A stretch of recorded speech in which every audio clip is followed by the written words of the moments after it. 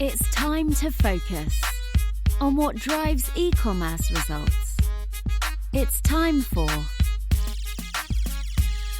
Browse Basket Buy.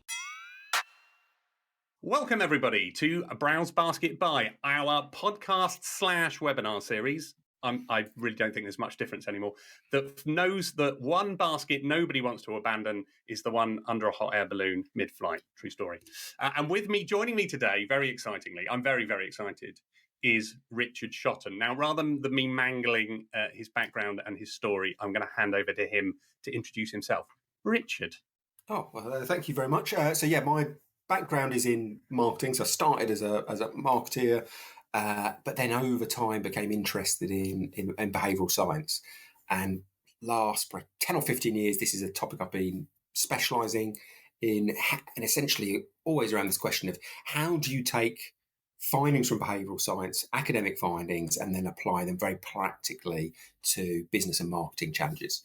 And I've written, 3 books now on the topic: The Choice Factory, The Illusion of Choice, and a new one called Hacking the Human Mind. Yes, and we'll get onto those later on, including a giveaway. Stay tuned for that. A lot of your research has led to this book, which is an excellent book, and I've read it, The Choice Factory. So in terms of relevance to that, is it very relevant to retail and B2C particularly, or the principle's quite broad? How does that work? So that's a very good point about B2C, because there is definitely a myth out there that these psychological experiments, these behavioural science experiments, are mainly of use to B2C marketers. But the evidence base is very different. The evidence base suggests professionals are just as influenced by these biases. So very famous set of experiments by people like Robert Cialdini and others show that small purchases, if you emphasise how popular a product is, more people will end up buying it. That lots and lots of B2C brands use that. What's not so well known is there's a whole body of evidence that show professionals are equally influenced by knowing what their peers are doing.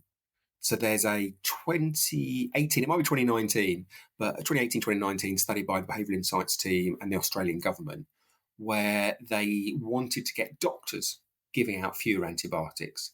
So they sent out 6,600 plus letters to doctors that had been specifically chosen because they were all over-prescribing. And some of those letters said, please stop giving out so many antibiotics, you're causing long-term problems. And in that setting, there was a 3.2% reduction in prescription rates over the next 6 months. Other people got the same educational message, but they also got a single line of social proof. It also said, you are giving out, for example, it was Taylor's the doctor, but for example, you were giving out more antibiotics than 80% of other doctors in Sydney.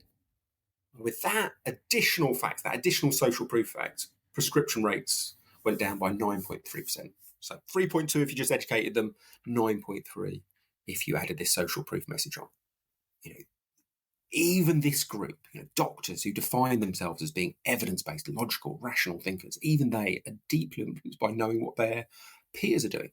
So yes, you can sell more Mars bars or cans of Coke by stressing the popularity of that product. But also, if you want to change a professional buyer or a doctor or a teacher, if you want to change their behaviour, social proof is just as relevant. So people are people. Doesn't matter if they're in a professional context or a very leisure way one of or putting anything it. else. And absolutely true. Yeah, absolutely. Right. So today we're going to explore, very excitingly, based on your background, the psychology behind why people buy, and more importantly, for a lot of retailers, more importantly, why they don't, as abandonment rates are generally pretty high on most retail websites.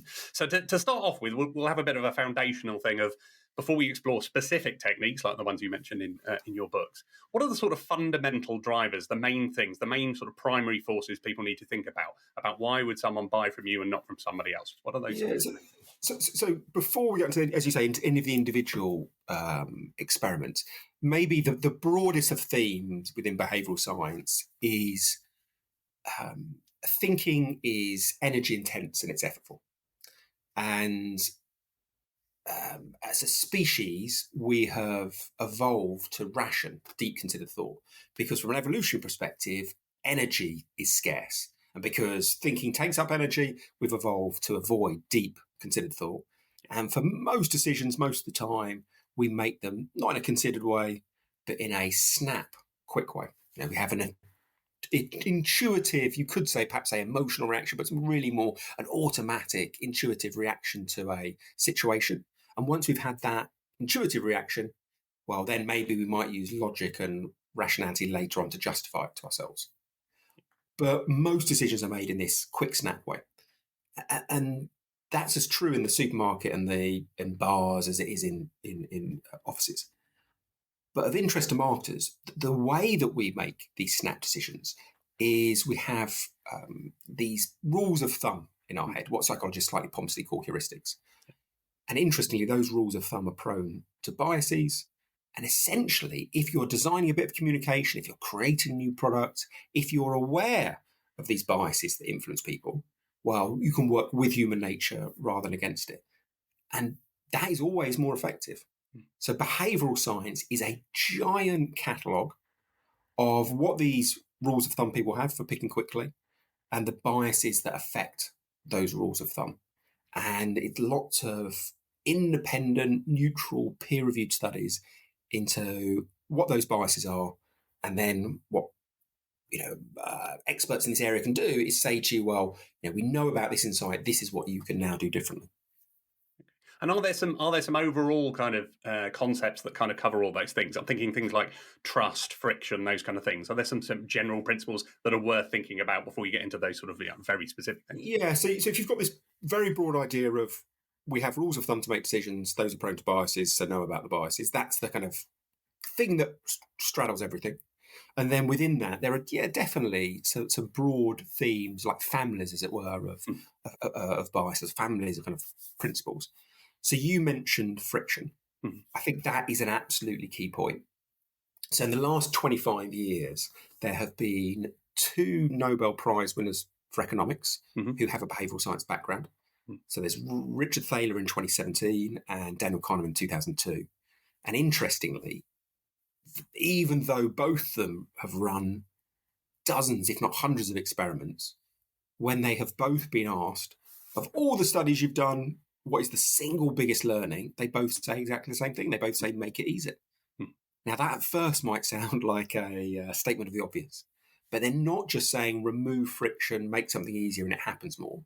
They're crucially going one more step. They're saying removing friction has a larger than expected effect.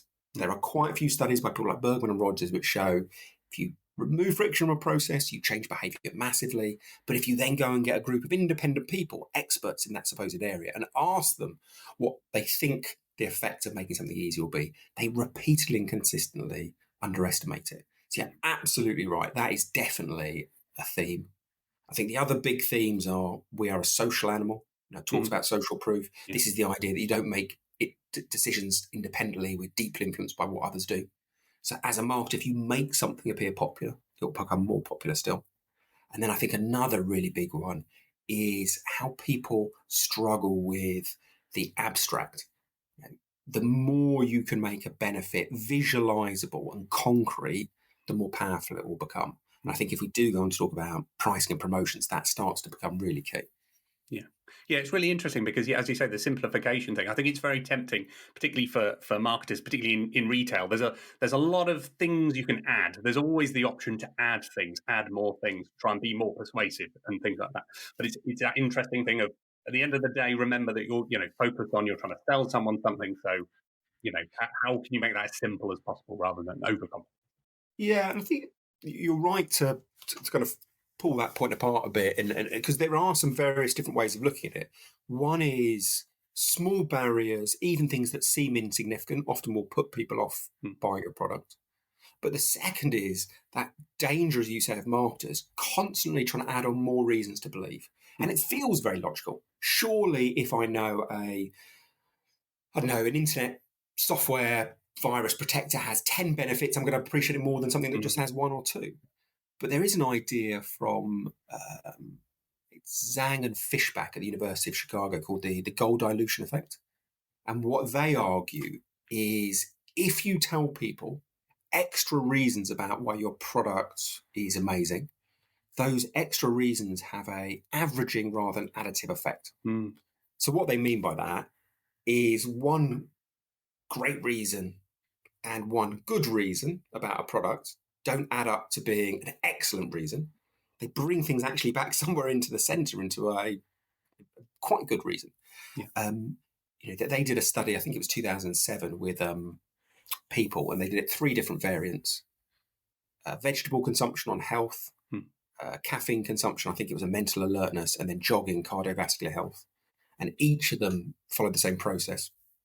They got some people, randomised them to 2 groups, and for example, the first half were told jogging's really good for your heart health, and they were asked afterwards, how good is jogging for your heart health? So they had this paragraph of reasons why jogging was good for their heart health, and then they had to rate later on how much they believed it. Second group got exactly the same paragraph about why jogging is amazing for heart health, but they also got a reason why jogging is good for bone density. And when that group were asked how good jogging is for their heart health, the scores were actually lower by about 7 to 10% than the first group. So this is what they mean by additional reasons are often averaging rather than additive. You have to be very, very careful about giving people multiple reasons to believe. If that second or third or fourth reason, it will slightly diminish the credibility and believability of your initial core reason to buy. Yeah, nothing can be that good, right? That's the thing that people are going to get to. That's exactly what the thought process. I mean, if someone said to you they were an amazing linguist, a brilliant fencer, an amazing rugby player, a great table tennis player, if they told you they could do all these things, you wouldn't believe as much as if one just claimed to be an amazing table tennis player. We know that people can't be all things to all people, and we get sceptical about this overclaim. I think you're absolutely right. Yeah. And I'm terrible at all those things. So that's nice and nice. Well, I shouldn't believe that now. Oh, there we go.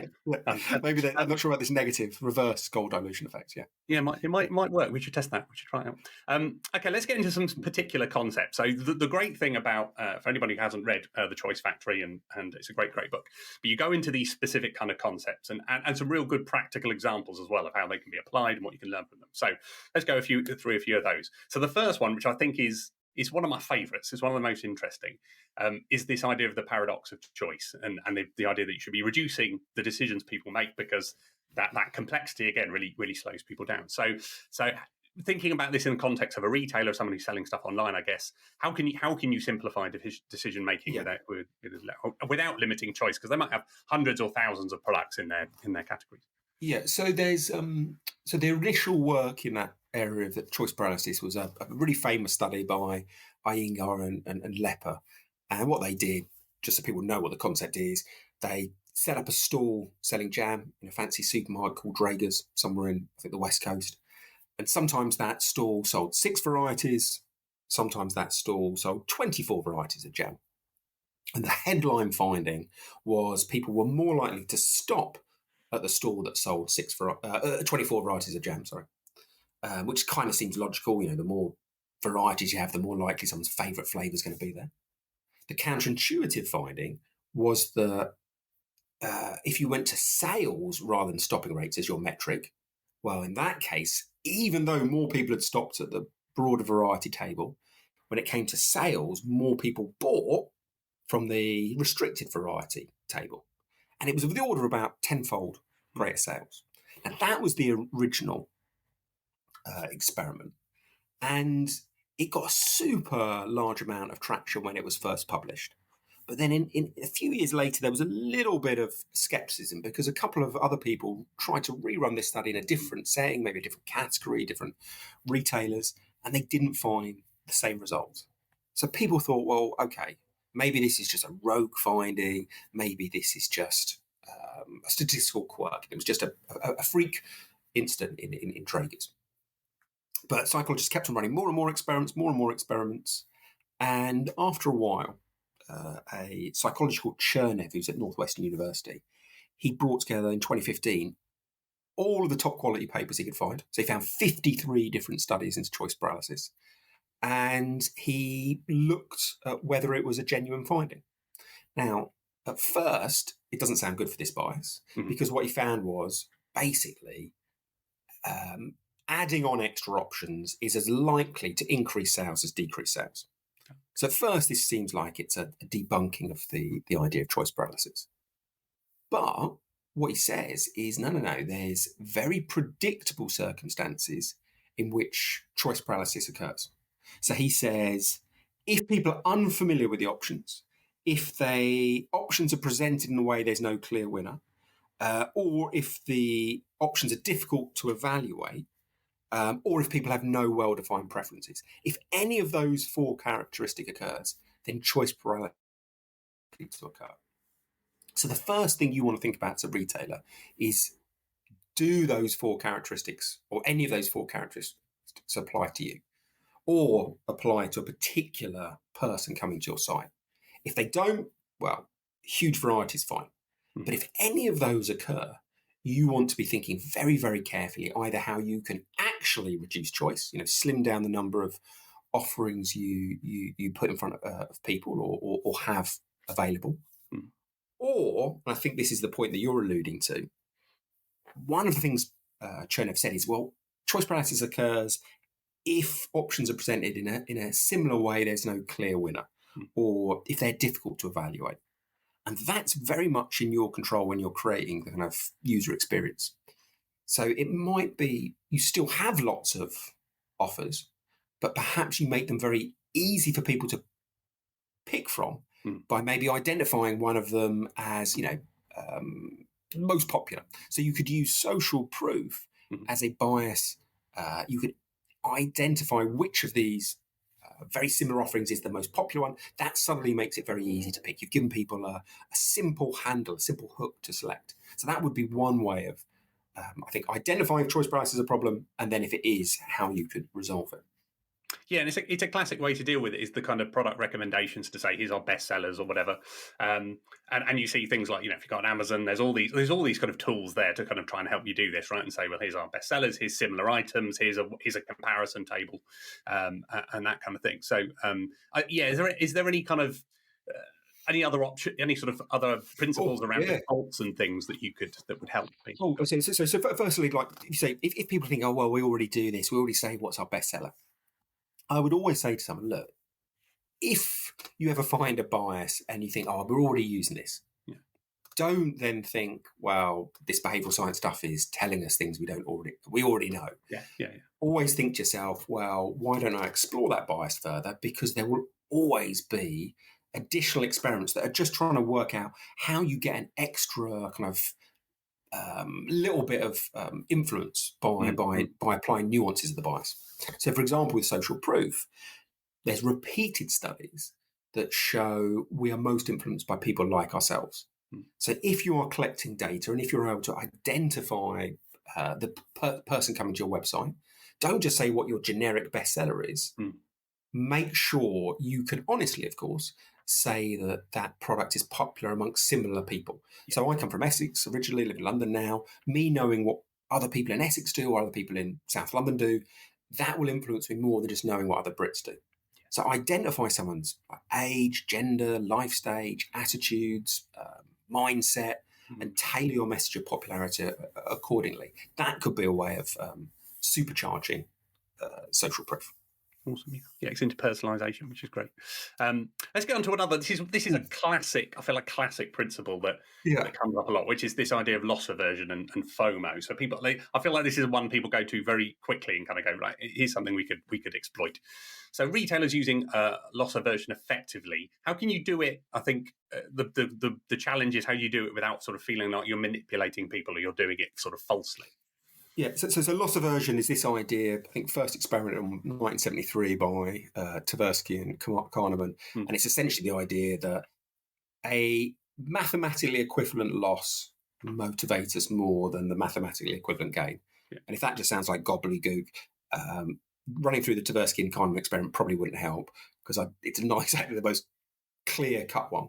Yeah. But there is a wonderful study by Elliot Aronson at Harvard. So in 1988, he goes around 404 houses, knocks on the door and says to these people, you should take out loft insulation. And half of them, he says, the reason for doing so is if you do, you will save 75 cents a day. And I think it's 40% of people, roughly, agree to find out more information. Yeah. The other half of people, same spiel about loft insulation, but at the end, he says, if you don't take out loft insulation, you'll be wasting 75 cents a day. Okay. So it's the same sum in both scenarios, 75 cents, but because one was talking about what you save, that's the gain frame. One's talking about what you'd be wasting, that's the loss frame. You get very different impacts. There's a 55% improvement in terms of number of people getting out loft insulation in that second scenario. 75 cents, when you think of it as a waste, much, much more powerful. So you're right to try and then think, well, how do we apply this creatively? How do we apply it in a powerful way? So the obvious thing to do is to flip things. Stop telling people what they will gain if they buy the product. You start telling them what they will miss out on if they don't get the product. That's the basic version. But once you think about this principle, you can apply it in much, much more subtle ways. So, for example, you go to a website and maybe someone is showing you two options, a basic package and a premium package. Many times you will just see, let's say, 4 ticks next to the basic package. We give you, I don't know, great service, 10 megabytes of memory, whatever it is for this thing, and a couple of other benefits. And then maybe the premium package has 7 ticks and 7 benefits. That, I would say, is approaching the situation of sales in a gain frame. What you want to do, if you want to harness loss aversion, is change things up slightly using your graphics. What you would want to do is emphasize much more what people are missing out on in that basic package. So you would have 4 green ticks maybe, and then 3 red crosses, being very clear about what you don't get on the basic package. And that is harnessing loss aversion in a much more subtle way, and it's therefore much more likely to get people to upgrade to the premium version. Yeah, it's I'm very conscious as I run through that really needed a slide behind me explaining what I meant. So hopefully through magic, I can probably make one appear. Excellent. That's not that's possible. Yeah. Although I'll now look insane to say that I needed a slide when there's one right behind me. It just appears magically. I know, Richard, I'm all about making you look insane. That's what this is. Yeah. I know. I think it's really interesting because the classic FOMO tactic that everyone uses is we're going to run out of stock in if you don't buy it now, we're going to run out. You're not going to be able to get it for this price or whatever. But actually, that's a really interesting, more subtle, as you say, upsell opportunity that isn't quite so negative in its connotations. Yeah, and I really like that your example. So when we start saying, "Oh, we're going to run out of something," there's and as you said right at the beginning, a lot of these biases are interrelated. So I think we're moving there into scarcity. So scarcity is this idea that we essentially want what we can't have. That if exactly the same object will be rated higher if it's in a scarce condition than an abundant condition. A classic experiment from 1975, one from Stephen Wirtz at the University of Virginia. People who were given a glass jar with 10 cookies in, they rated those cookies significantly worse than people who got the same batch of cookies, same glass jar, but there were only 2 cookies in there. So even though it's the same physical product, the same amount of raisins and chocolate and flour and sugar, they were rated as nicer tasting. People were willing to pay more money if there were only 2 of them than if there were 10 of them. Now, that's a phenomenally powerful bias, but it is so used by marketers that it now stretches credibility. If I go out and say, I'm running a training program and I've only got 2 slots left, some people are going to think, well, have you, Richard, or is this an online thing that you could, generate a few more? There could well be skepticism. So what you really need to do is still use that principle as a marketer, but get around that skepticism by having a meaningful, a tangible limit on purchase. So, for example, I would call this purchase limit scarcity. And this is where if you go into, let's say, Sainsbury's or Tesco's and you see some soup or tins of beans or beer, and it says maximum number you can buy, two cases or 2 4-packs, that is an actual restriction. People can see there's a restriction. The supermarket is saying you cannot take anymore. And that becomes very, very powerful. So I did a study with my co-author for Hacking the Human Mind, brilliant guy called Michael Aaron Flicker. We recruited 282 people, randomised into 2 groups. Half saw a case of beer for $18.99, and 13.7% thought it was good value. The other half saw same case of beer, same brand, same price, but they were told maximum number you can buy 6 cases. And there we saw a 21.7% of the audience thinking it was good or great value. So I think it's a 59% increase. So exactly the same product, exactly the same price. If people are told there's a limit on the volume they can take then and there, it becomes much, much more appealing.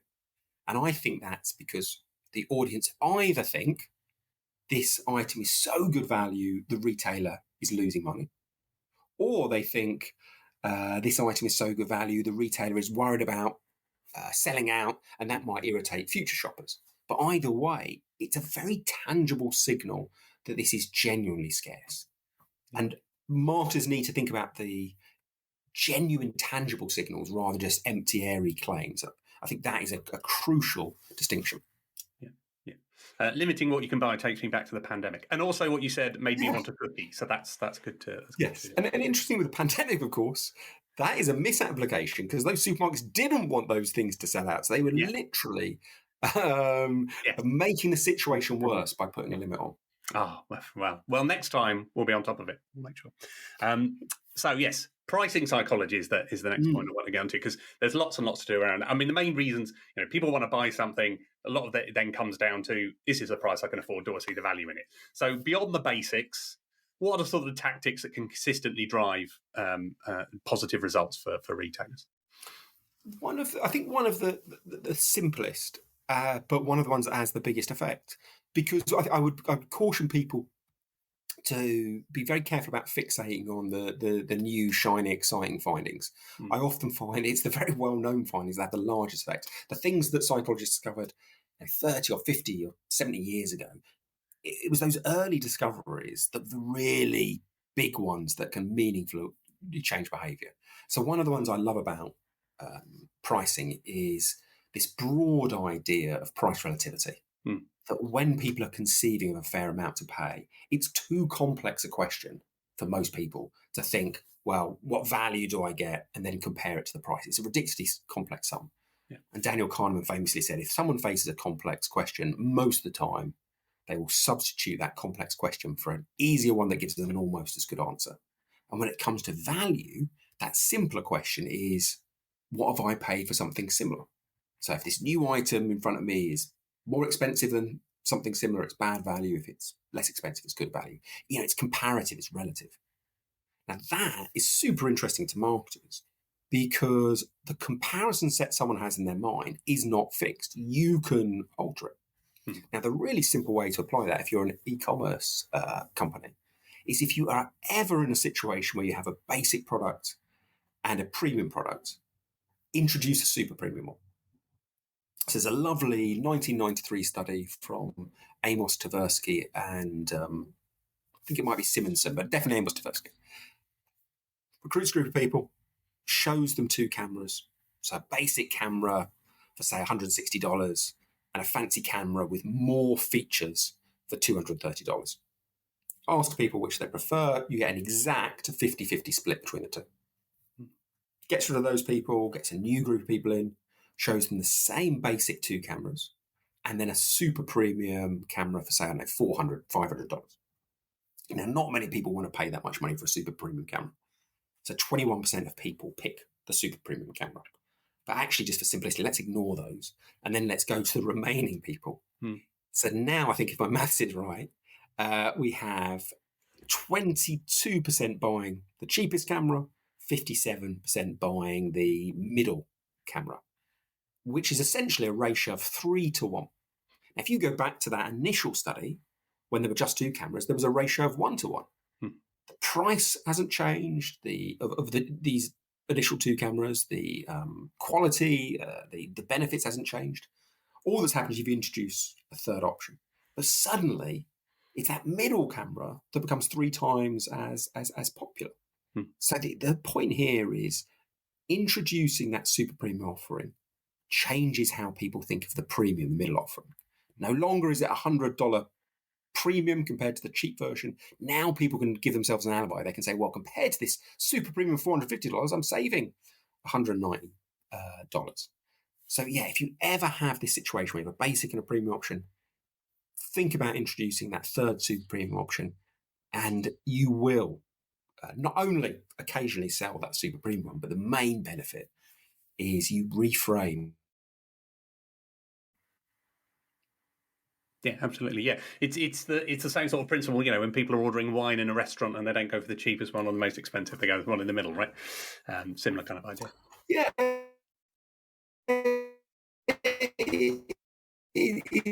Is drawn or the e-commerce sites part, because what happens so often is someone, let's say in your restaurant example, they stick on the Chateaubriand that costs £100 for two people, and they don't sell any, and they think, oh, okay, well, this whole extremist version stuff is rubbish. I didn't sell any of my measurement.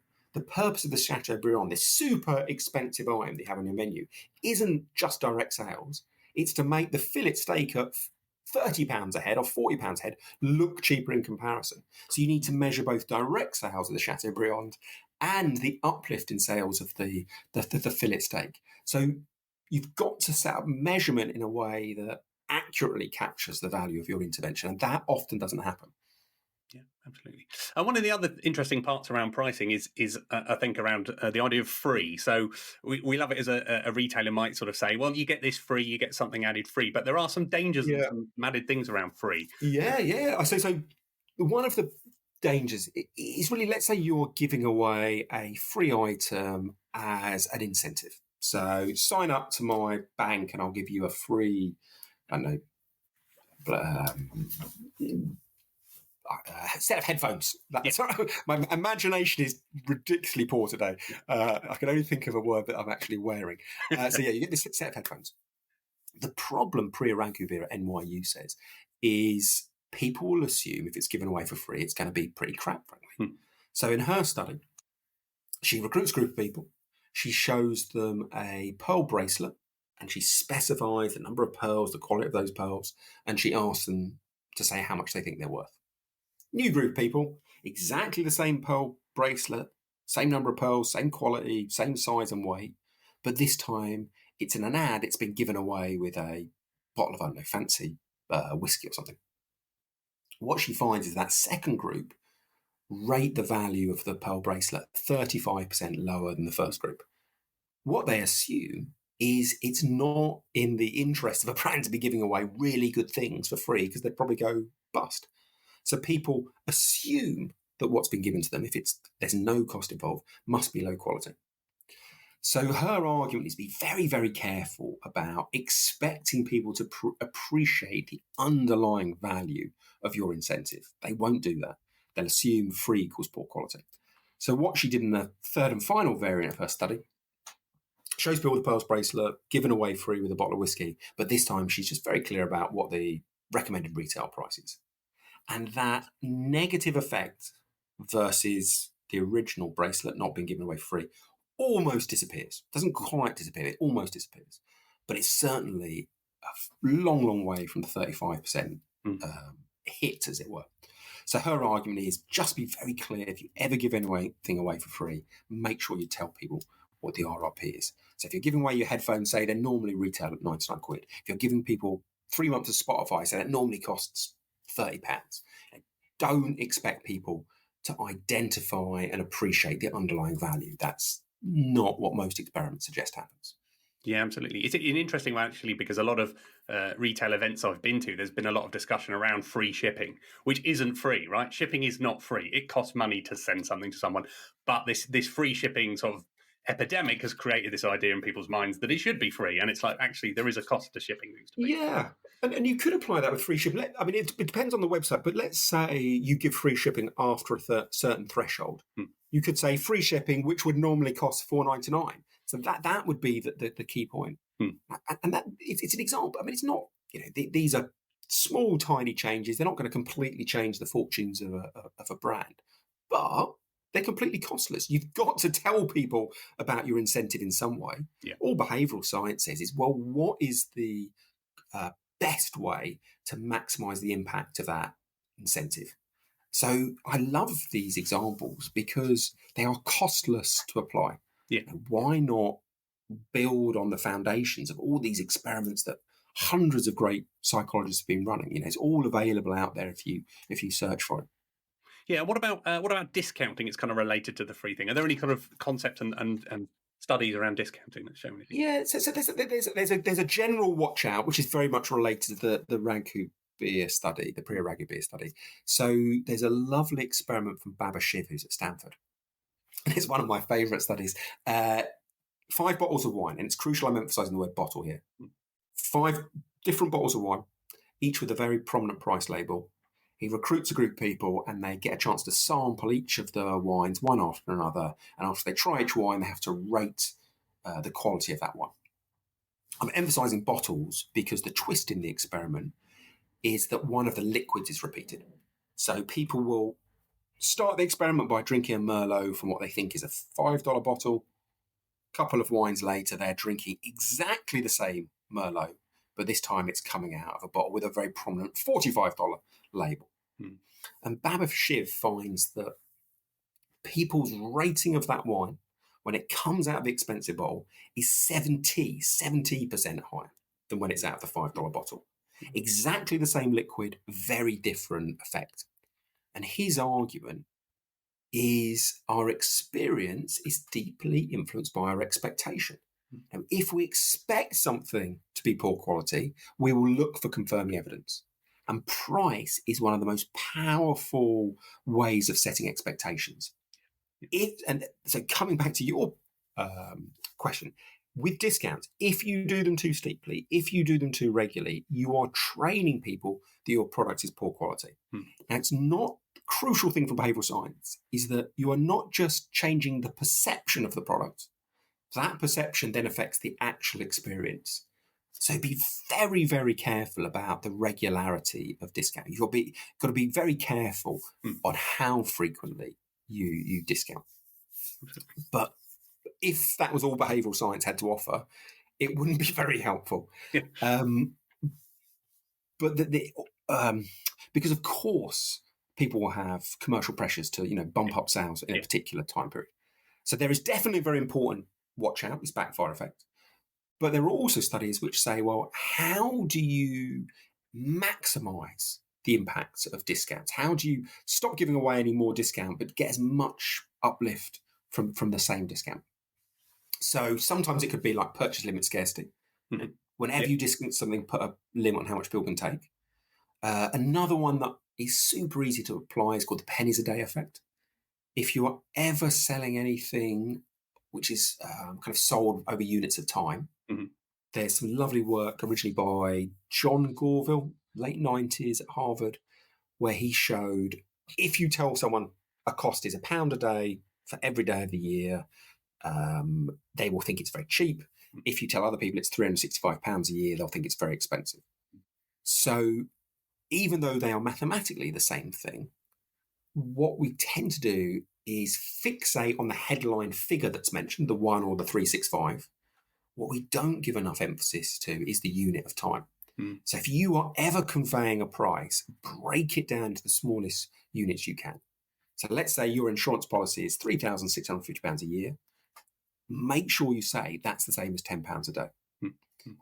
If you are selling a case of beer for 24 beers for £24, make sure you say that's the same as £1 per can. It's that headline unit that influences people. The volume or the kind of units of time are so abstract, they have much less of an impact. Now, that isn't that's not saying you should change the price or discount it, but it's a way of making the same discounted price feel more palatable, as it were. Yeah, exactly. Yeah, getting it in front of people again. Yeah, and simplifying it for people so they understand it in a way they can understand. Because everyone gets, I can have a bottle of beer and that's going to cost me £1 rather than 24 cost me 24. Yeah, and I think what happens is if you say it costs £1, what people will do, the day almost disappears in their mind. They think pound, well, that is, I don't know, a bag of crisps. If you say £24, they think, oh gosh, that's like a pizza. What they don't do is multiply the pound up 24 times. So it's that initial concrete image that's created that affects their kind of emotional, intuitive, automatic reaction. The time is so abstract and nebulous, or the volume of things is so abstract, it doesn't have the same impact. So split the price as much as you can, and you'll certainly benefit. Awesome. Great advice. The other thing I wanted to ask about was, so a big challenge for retailers, and they always bring this up a lot, is repeat purchase. So once someone's bought from you for the first time, how do you get them to buy from you again, and then hopefully habitually? So are there some principles around sort of habits and convenience and trust that could... So habits is a huge area of research. So pricing psychology, hundreds of experiments. Habit creation, hundreds of experiments. I think probably the most useful one is from Sarah Milne. So she's at the University of Bath, and she does this lovely study in 2002 where she recruits 248 people, randomizes them into 3 groups, and she's trying to get them all to create an exercise habit. So first group, come into a lab, she gives them a diary and she says, look, next 2 weeks, please write down every time you exercise and how long you exercise for. Now, when that group come back a fortnight later, 35% of them have exercised at least once a week for 15 minutes or more. Next group, they come to a lab, she gives them the diary, but then she plays them this motivational, rousing film about why exercise is amazing.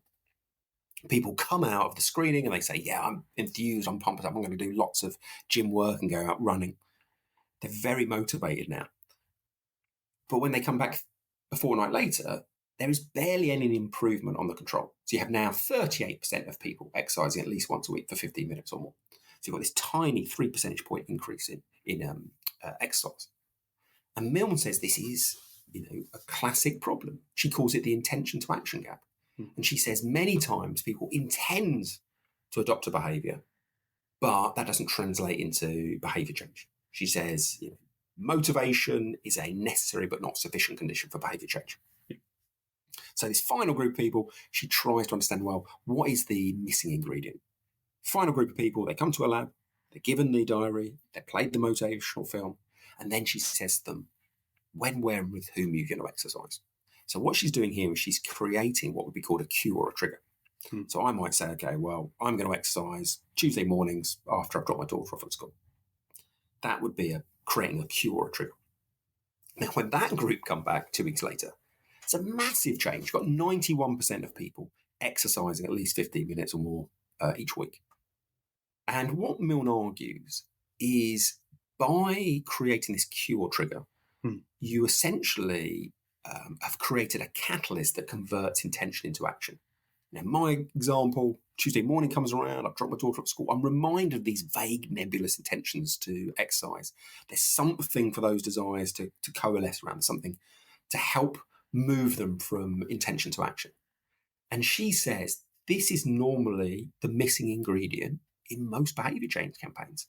Now, she is very much focused in the world of health and exercise and diet, but you can take those learnings and apply them to consumer purchases. If you want people to buy your products, her argument essentially would be, don't, as most marketers do, just fixate on making your product appealing or your store motivating and well perceived.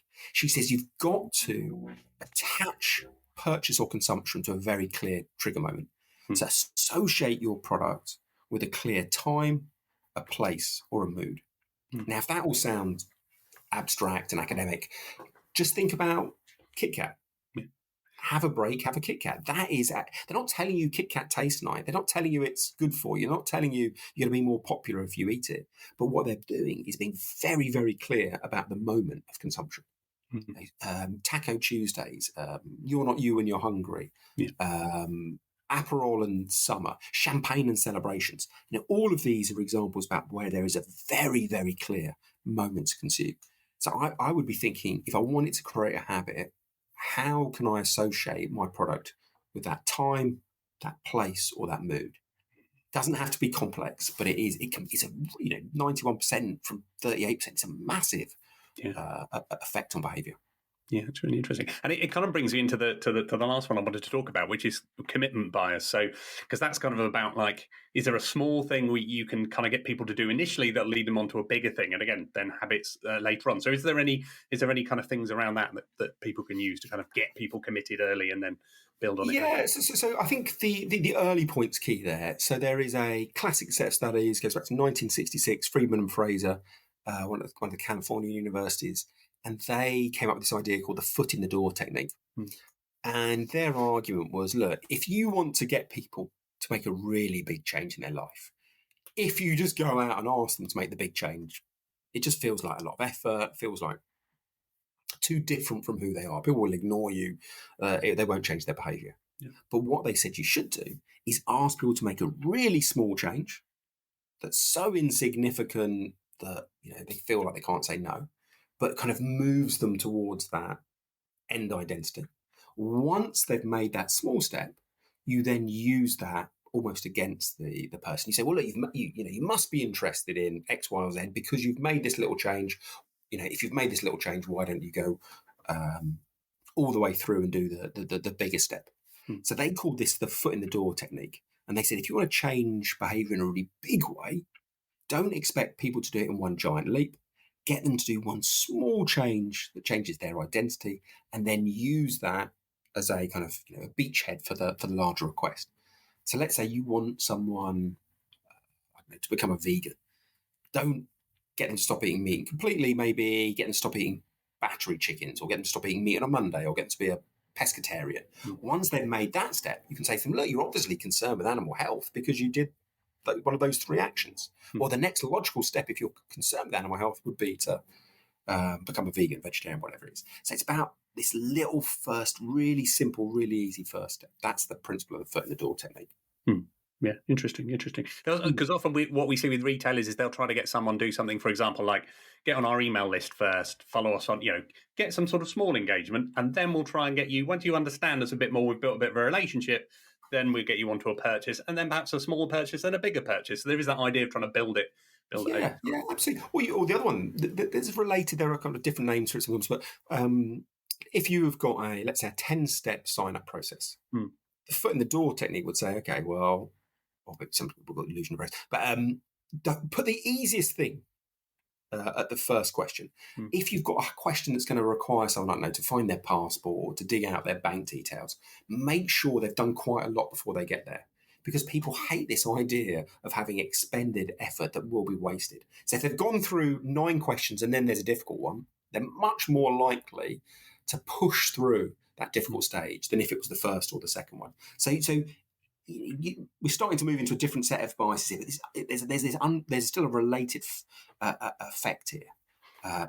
Make the first step on the journey as easy as possible. It's something we see in lots of different areas. Yeah, and then build from there. Yeah, great. Awesome. That's great. A great little tour of a few key concepts. And there's lots of others in your book as well. If I could get you to give one, so if we've got a bunch of retailers watching and they're like, okay, can I have one practical thing that's fairly easy for me to go and test and try right now?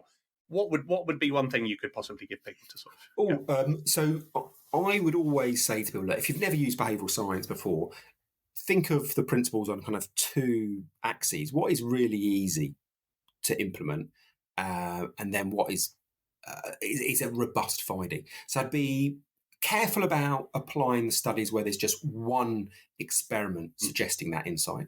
But also, I'd be loath to suggest a massive change, which is really hard to introduce because it requires too big a leap of faith.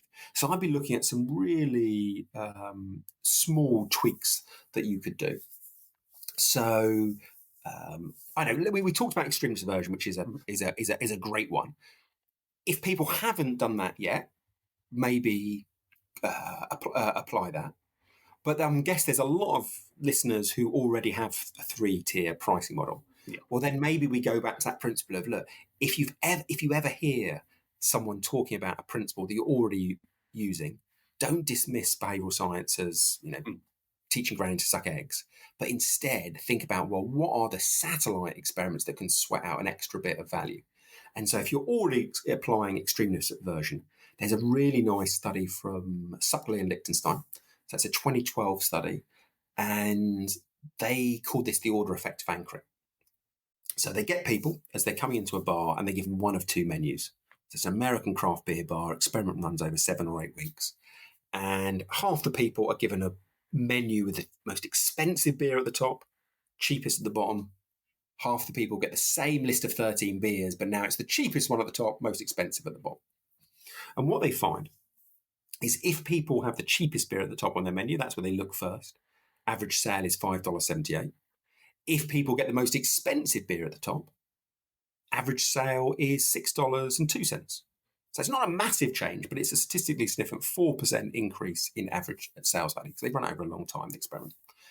Their point is it's not just the presence of a high-priced item that matters. It's the order in which you see it. They argue that it's the first price that you see is disproportionately important in setting people's expectations about what is a fair amount to pay. So I would guess most people listening who are applying extremes aversion probably go left to right, good, better, best, bronze, silver, gold, cheapest, middle, high priced. Shotton and Liechtenstein would say, well, in certain environments, it's worth flipping it. You should go left to right, highest price, then the middle price, then the cheapest price. You want people to almost suck in their teeth a little bit when they see the high price, and then be slightly relieved when they get to the middle one. Yeah. Now, I'm mentioning that because Shotton and Liechtenstein did it in a craft beer bar in America. Now, that is a different environment from an e-commerce site. You could argue, well, in a craft beer bar, you've at least walked a few minutes, probably much longer, probably half an hour to get to that bar. It's highly unlikely you're going to walk in, look at a menu, see the first beer, not even move your eyes down a millimetre or two, just walk straight out. That's unlikely. But on a website, you might have that risk. So what I would suggest to people is not just taking that experiment on faith alone, changing a website and then leaving it. No, accept that it works in the craft beer scenario. Test it in your e-commerce setting. And if it does work, well, you run it forever. Then you've got this 4% improvement. If it doesn't, well, you turn it off after a week. The downside is minimal. But the great thing is behavioral science is not giving you a guaranteed solution. But because it's worked in other areas, it's more likely to work. And it's telling you things that are costless to apply that have a better probability of working, and that you can just sweat out those little marginal gains. So that might be one that I talk about. Yeah, absolutely. Now, I mean, we always say this too when we speak with retailers. It's about testing. Always test things and try things, and that's the best way to find out if it works in a real world context, right? Absolutely. Couldn't agree with that more. I think it's a great point to end. The importance of testing. Absolutely. Importance of testing. Awesome. Thank you, Richard. That was fantastic. So many great ideas, so many concepts, so many things to go away and try. Your memory for all these studies and all the names and all the dates is quite something, considering. It would have been more impressive if I could think of a free item to give away other than a pair of headphones which I happen to be wearing. So yeah, it failed me at that moment. Yeah. Talking of which, look at these. What a pair. Yeah. The Choice Factory and the Illusion of Choice. What I'm going to do is, they are fabulous. I've read both of them. We're going to give these away as a little prize. If people want to drop an email to hello@browsebasketbuy.com, that's hello@browsebasketbuy.com, we'll pick one person to get a free copy of both of them by the 30th of June, and we won't keep anyone's data. No GDPR problems. We will just send you your books. But you've got a third. Let's do some blatant plugs. Yeah. If we're going to apply, first of all, if we're going to apply pre-Araku beers principles, we should say recommended retail price of $29.98 for those two. There you go. Otherwise, people will assume that if we're just giving this away, it must be. They're terrible books. No, they're fabulous books. Exactly. I guarantee they're fabulous books. I've read them both. But you've got a third book. Let's talk about your third book a little bit. So just finished writing it. I wrote it with Michael Aaron Flicker, and it's called Hacking the Human Mind. And we have taken 17 brands. So each chapter is a brand. Very short little history on why the brand's brilliant. And then we look at two biases that explain why that brand's been successful. We're not saying it's the entire reason, but there are two behavioral science principles or tactics that brands use that you as a marketer could replicate. So we cover things like Häagen-Dazs, Facebook, Five Guys, lots and lots of different brands.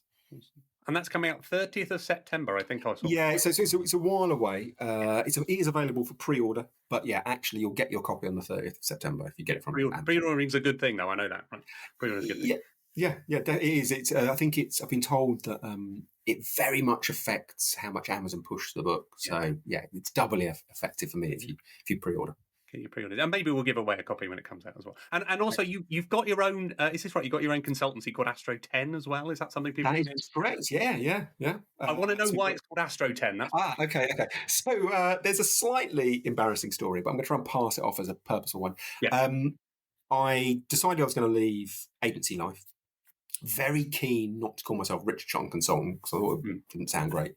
Yeah. So I was desperately thinking of names. It was becoming very, very pressing. So I was getting to the stage where I was going through textbooks, trying to get some kind of idea. And I came across this 1960 study by Charles Hoffling. It's a really good study. He is interested in how we defer to symbols of authority far too much. Yeah. So he pretends to be a doctor. He rings up nurses at a hospital and he says, quick, you need to give patient Jones 100 milligrams of Astro 10. And the nurses are not meant to take orders from a doctor they've never met before. And when they get to the medicine cabinet, there is this fake bottle of Astro 10, which says, do not give more than 10 milligrams. But despite those two things, 90-odd%, I think it was like 95% of nurses try and give this drug. And Hoffling said, it's this kind of white coat syndrome, all this deference to a symbol of authority. We stop thinking and we start just thinking, well, if someone in power said we should do it, let's just follow through. Right. So kind of one of the reasons I was leaving agency life was I was fed up with being told what to do by people in senior positions. So I kind of liked it as a little in-joke, calling it Astro 10. Okay. The only problem was once I'd registered the name at Companies House, once I'd bought the website, I thought, look, if I'm going to call myself Astro 10, I can't just have read a synopsis of this study in a A-level textbook. Yeah. I need to actually go and read the original paper. Yeah. So I went and got the original paper, and as I got about halfway through it, I was like, oh, shit. What I discovered is the textbook had a typo. So the original drug name is Astrogen. Oh. But every textbook you ever see calls it Astro 10. Because obviously it must have been the first person who preceded the study called it Astro 10. And then all these other textbooks haven't bothered to read the original paper. So I was a bit of a dilemma, but I thought I really like the name Astro 10. It sounds quite cool. Astro 10 does sound like a drug. So I thought I'll stick with Astro 10 and I'm going to try and pass it off as an example of the pratfall effect. There we go. And it's a mistake, you become more appealing. And I asked about it, right? I wanted to know. So it works as a question. Yeah. Awesome. Thank you very much. Yes, go and check out Astro 10. Read all of Richard's books. Thank you very much, Richard. That was fabulous. Fantastic. Thank you very much, Dan. Much appreciated. Browse Basket Buy is brought to you by your friends at RevLifter. Promotions work, but they damage brand and margins. RevLifter's intelligent offers drive results by using behavioral signals to target the right customers at the right time. Customers typically see 20% more conversions, 30% higher AOV, 5% more revenue, and a 10% saving on promotional costs. So stop wasting discounts on people who'd buy anyway. Try RevLifter free for 90 days, and they'll handle all the heavy lifting. Visit revlifter.com to find out more. That's revlifter.com.